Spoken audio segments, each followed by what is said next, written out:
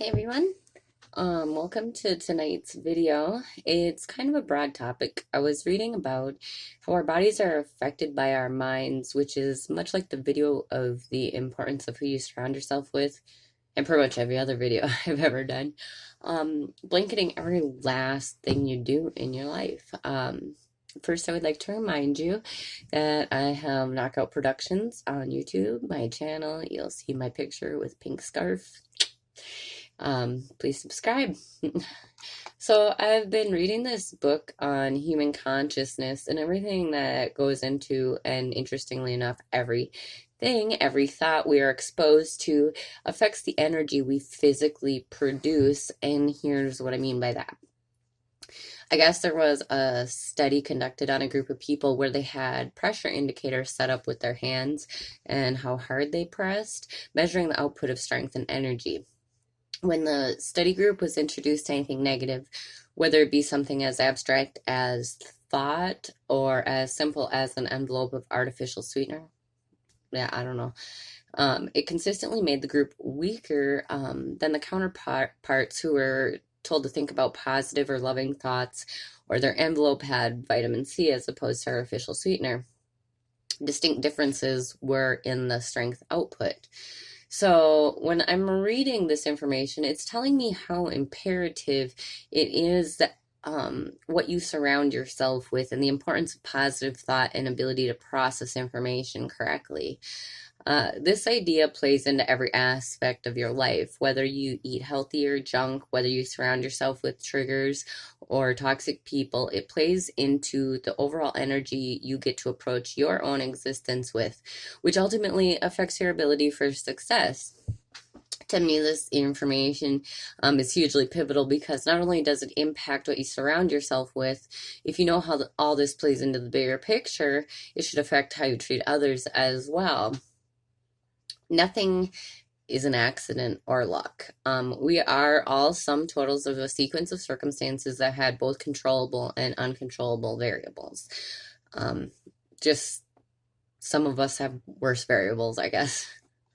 It seems to me the safest way to have the best life is to be absolutely particular about who and what we surround ourselves with.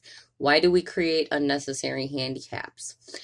Because we aren't taught how to think. We aren't taught the value of humanity.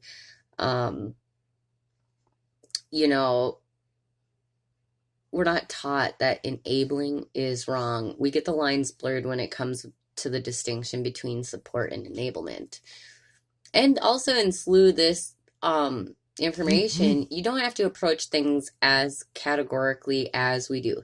If you want to improve things and you don't know where to start, just start small. Start by replacing the stressors in your life with what you know brings positive energy, and do it unapologetically. Because when you continue to enable bad surroundings and people, all you're doing is nurturing the existence of the phenomenon, hurting not only yourself, but also the others around you. The other interesting correlation I made with this is I remember when I was taking human development, and there was a study conducted on a group of people who made it past 100 years old.